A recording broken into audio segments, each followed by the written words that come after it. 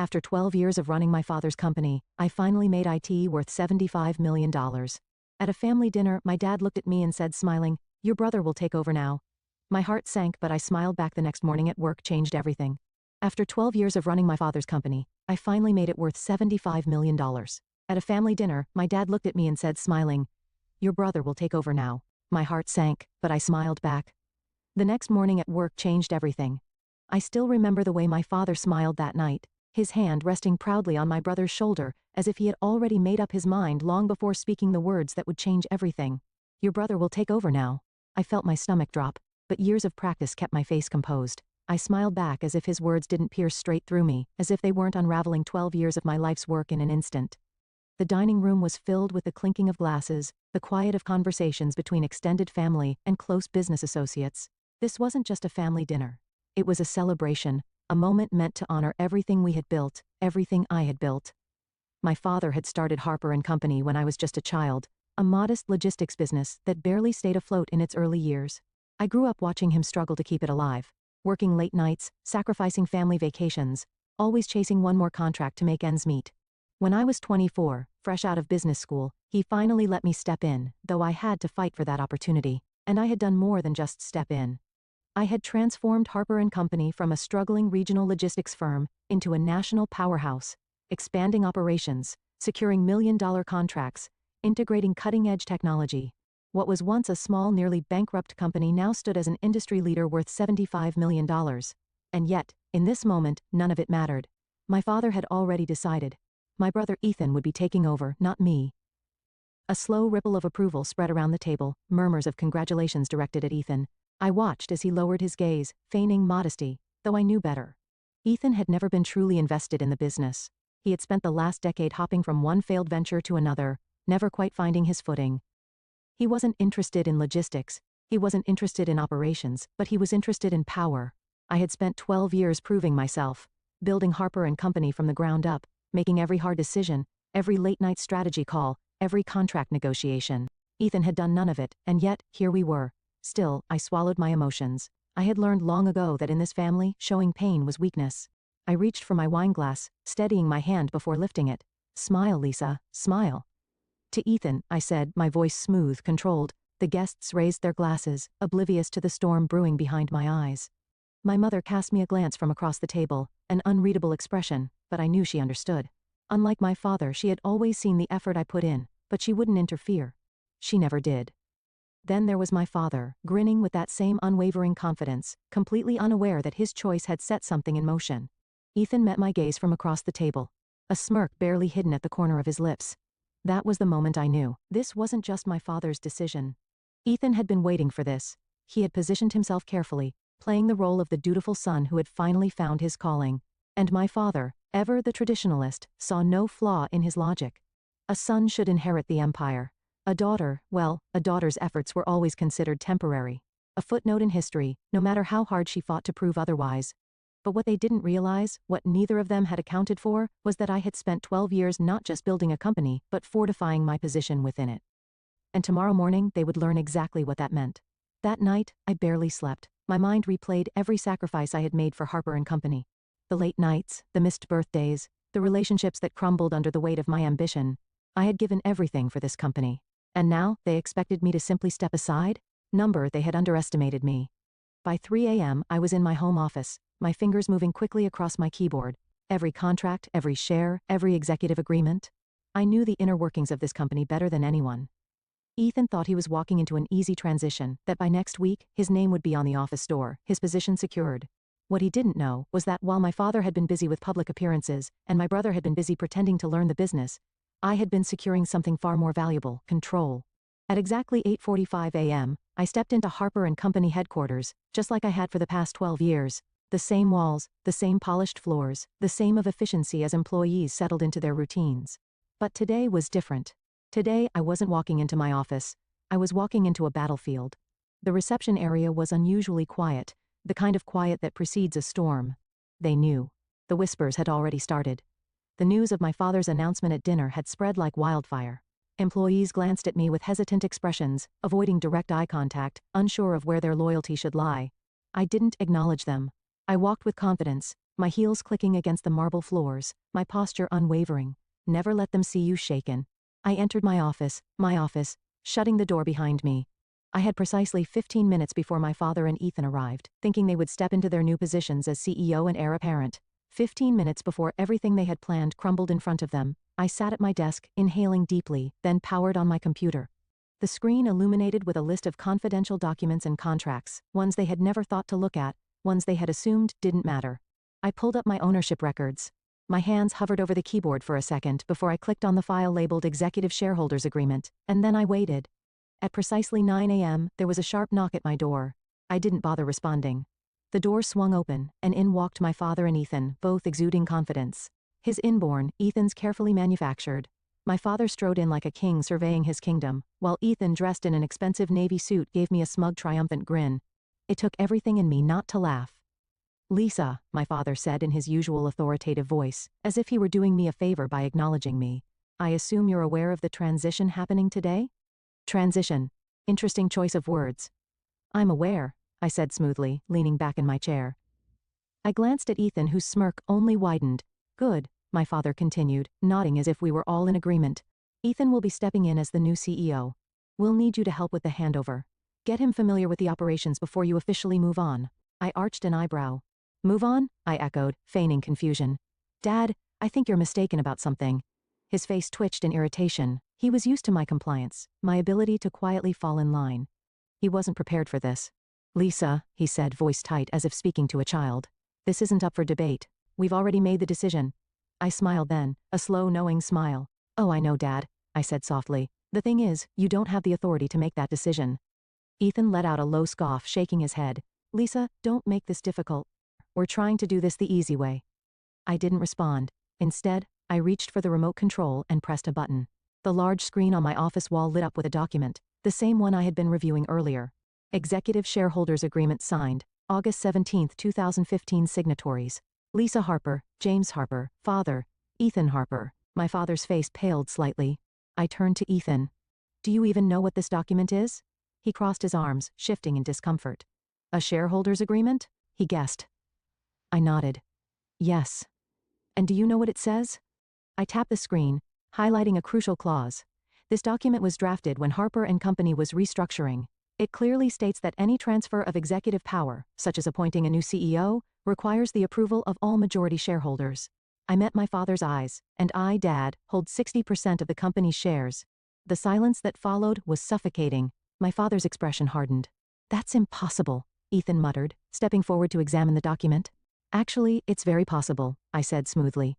"You see, over the years, while you were busy failing at every startup you touched, and Dad was busy playing the role of business patriarch, I was doing something else." I leaned forward. I was securing my place. I turned back to my father. "Remember when you needed capital for expansion in 2020? You signed over an additional 15% of your shares to me in exchange for my investment. And in 2020, when we had that legal battle, another 10% was transferred under my name as collateral, which you never bothered reclaiming. That, plus my original 35%, makes me the majority shareholder." My father's jaw clenched, but Ethan was panicking. "You have to be bluffing," he spat. I pulled out a second document. "This is the most recent legal filing with the state. Want to verify?" Ethan snatched the paper and scanned it, his face draining of color with each passing second. You can't do this," he stammered. "Dad, tell her she can't do this." My father remained silent because he knew. I had legally outmaneuvered him, and there was nothing he could do about it. I exhaled slowly, standing up. "I'm not firing you, Ethan," I said. "I wouldn't want to force you into the real job market, but you will report to me, and you will work under my leadership. Otherwise," I gestured toward the door. "You're free to leave." Ethan turned to my father, eyes pleading. But for the first time in his life, my father had no answer, no way to fix this, because this wasn't his company anymore. It was mine. The silence in my office was suffocating. Ethan still clutched the legal document in his hand, his fingers white from gripping it too tightly. My father stood rigid beside him, his expression unreadable, but I knew better. He was calculating, trying to find a way out of this. There wasn't one. I had spent years preparing for this moment, not because I had expected betrayal, but because experience had taught me never to assume loyalty where power was involved. For the first time in my life, my father looked at me as if he didn't recognize me. Perhaps he never had. "So, that's it?" Ethan finally spoke, his voice laced with bitterness. "You're just taking everything?" I let out a soft, humorless laugh. Taking everything? I repeated, stepping closer to him. Ethan, I built this company from nothing. Every contract, every expansion, every innovation, I made it happen. While you were busy failing upwards, I was keeping this company alive. So, no, I'm not taking anything. I leaned in slightly. I'm just keeping what's already mine.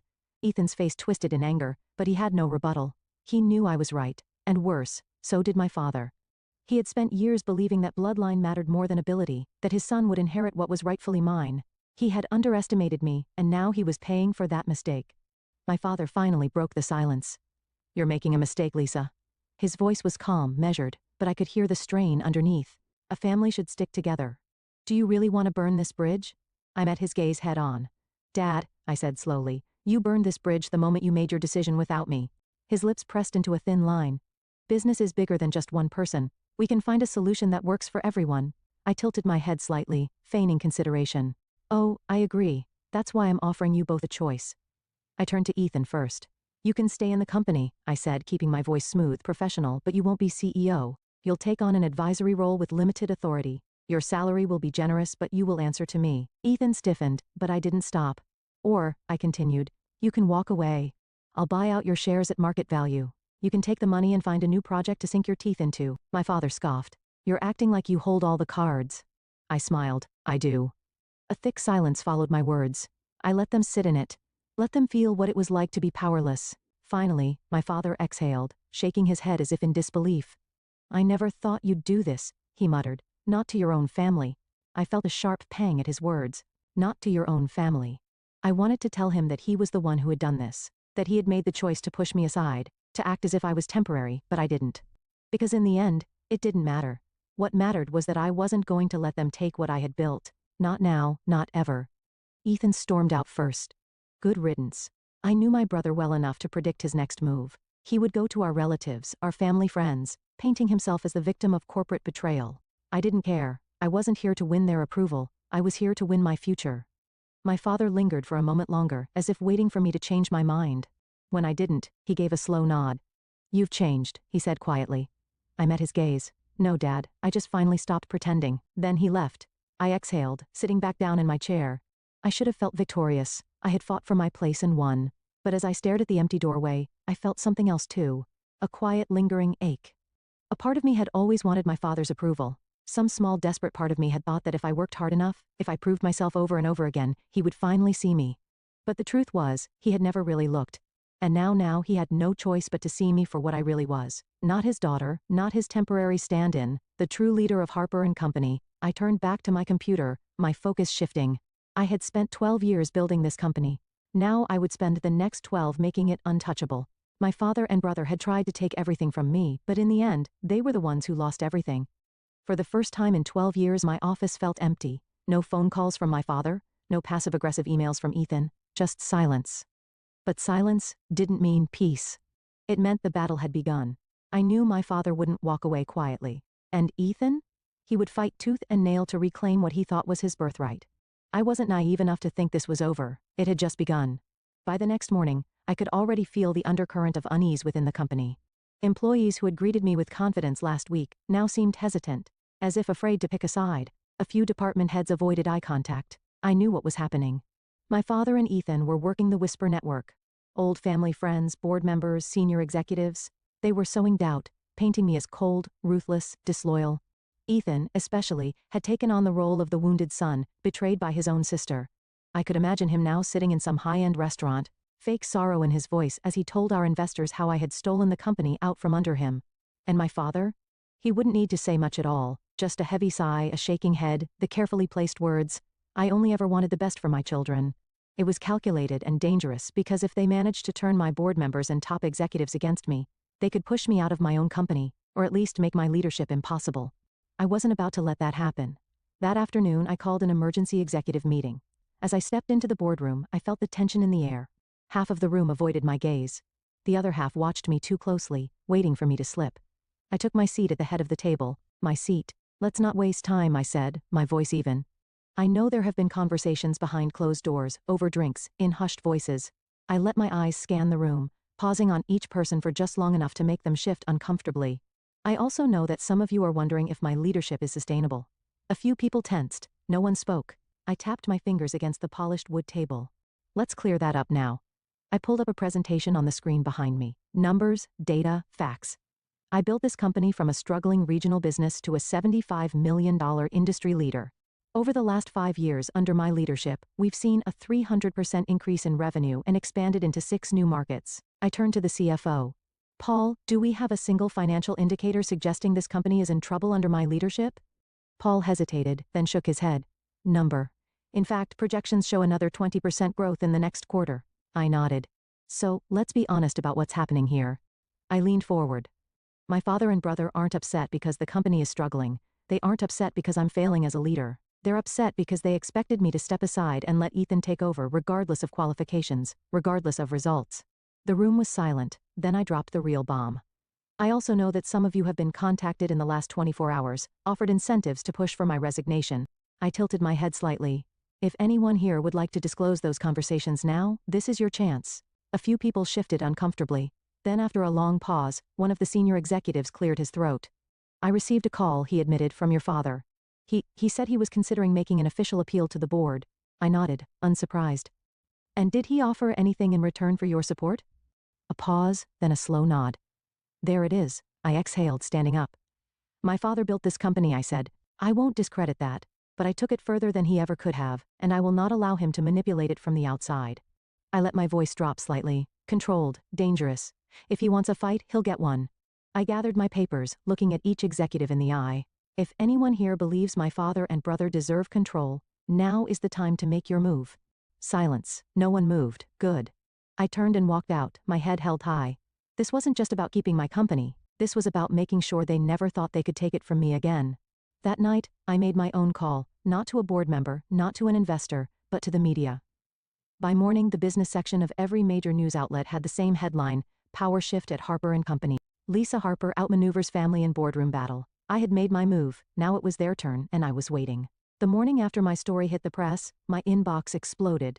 Emails, missed calls, messages from journalists, investors, and board members. Some were supportive, some were cautious. But most of them had one question in common. Is it true? I let them wait. I knew the game my father was playing. He had spent decades perfecting the art of public perception. He knew that reputation held weight in business. If he couldn't defeat me in the boardroom, he would undermine me in the public eye. And that was exactly what he was trying to do. By noon, the first counterattack arrived. A press release neatly crafted, carefully worded, but filled with lies. Harper & Company has always been a family-run business. We are saddened by recent developments, but remain committed to upholding the values that built this company. Changes in leadership are inevitable, and we hope to transition smoothly as we move forward. It was subtle, but I knew what it was really saying. Lisa is reckless. Lisa is unstable. Lisa is not a team player. I wasn't surprised. I was, however, pissed. I sat in my office watching the news as industry analysts debated my leadership. Was Lisa Harper too aggressive in her takeover? Will her lack of cooperation hurt the company in the long run? Can she recover from this PR disaster? They talked as if I wasn't watching, as if I wasn't already planning my next move. Because if my father and Ethan wanted a public war, I was going to give them one. I didn't release a statement. I didn't call a press conference. Instead, I made one phone call to an old friend in investigative journalism. I have something for you, I said, but you'll need to move fast. An hour later, I sent over documents, emails, financial reports, internal records, evidence that Harper & Company, under my father's leadership, had engaged in questionable business practices over the years, ones I had spent the last decade quietly cleaning up. The story broke within 24 hours. Behind the scenes at Harper & Company, a legacy of hidden debts and financial cover-ups. The article was brutal. It praised my leadership for fixing the company's financial health. It criticized my father's mismanagement from the past. And most importantly, it proved that I was the only reason Harper & Company had survived. And just like that, the narrative changed. The board stopped doubting me. The investors stopped hesitating. And my father, he had nowhere to hide. 2 days later, my father finally called me. I let the phone ring 3 times before answering. Lisa, he said, his voice tight. We need to talk. I leaned back in my chair. Do we? Silence. Then, finally, a sigh. You didn't have to do that. I let out a small laugh. Neither did you. This company was supposed to be a legacy, he said, for the family, for both of you. I felt a familiar pang. A tiny foolish part of me had once wanted that too, but not anymore. Dad, I said quietly, if you wanted me to protect the legacy, you should have trusted me with it. Instead, you tried to take it from me. Another long silence. Then he asked almost reluctantly, "What happens now?" I exhaled slowly. Now I made sure they could never touch my company again. The war was over. My father had lost, Ethan had disappeared. And I had won. But as I sat in my office, staring out over the city skyline, I felt no satisfaction, no triumph, just emptiness. I had spent 12 years fighting for Harper & Company, building it, protecting it, making it stronger than ever before. And yet, the cost of that victory weighed heavier than I had expected. Because while I had secured my position, I had lost something else along the way, my family. The next day, I walked into the office as if nothing had changed, but everyone knew the truth. The whispers had stopped. The doubt had faded. I was no longer just Lisa Harper, the CEO. I was Lisa Harper, the woman who had outmaneuvered her father and brother and come out on top. Some respected me for it, some feared me for it, and some still waited for me to fall. I let them wait. At noon, my father and I met in the conference room for what would be our final discussion. He looked tired, older, as if the weight of what had happened had finally settled on his shoulders. I waited for him to speak first. When he finally did, his voice was quieter than I had ever heard it. "I'm retiring," he said simply, effective immediately. I didn't react. I had expected this. "I'll sell my remaining shares," he continued. "I'll keep a small percentage as an investor. But I won't be involved anymore." I studied him carefully. "And Ethan?" His jaw tightened. "He's gone," my father admitted. "Took the buyout. He won't be back." A part of me had known it would end this way. Ethan had never been strong enough to fight his own battles. Once it was clear he had lost, he had done what he always did, run. Still, hearing it out loud made something inside me ache. Not regret, not guilt, just the finality of it all. I nodded. Understood. My father exhaled, rubbing his temple as if he had a headache. Then, after a long pause, he said something I never expected. "I underestimated you." It wasn't an apology, but it was the closest thing I would ever get. And strangely, I found that I didn't need it anymore. A month later, Harper & Company looked nothing like it had before. The old board members who had aligned themselves with my father and Ethan, gone. The executives who had questioned my leadership, replaced. The company had always been strong under my guidance, but now it was truly mine. And with that control came a new vision. I introduced initiatives my father had always rejected, modernized systems he had called unnecessary, expanded into industries he had been too cautious to explore. Within 6 months, profits soared. Within a year, we had crossed the $100 million mark. And for the first time in my life, I wasn't just fighting to prove myself. I was fighting to build something that no one could ever take from me again. A year after everything had happened, I met my father for dinner. It was the first time we had spoken since his retirement. He looked different. Quieter. He wasn't angry anymore. Just accepting. "I read about the latest deal you closed," he said over his drink. "It was a smart move." I smirked slightly. "I know." A ghost of a smile touched his lips. There was no tension between us anymore. No war left to fight. Only the simple, undeniable truth. He had tried to push me aside, and I had proved him wrong. He lifted his glass. "To Harper & Company," he said. This time, when I clinked my glass against his, I didn't feel anger or resentment. Only peace, because I had already won, and I no longer needed his approval to know it. As I sit in my office today, overlooking the city that I built my empire in, I think about the lessons this journey has taught me. That family can be your biggest enemy. That loyalty is a currency, not a guarantee. That power is never given, it's taken. But most importantly, that sometimes the best way to prove your worth is to stop seeking validation and build something so strong that they can never ignore you again. I have no regrets. Harper & Company is mine now, and I intend to make sure no one ever forgets it.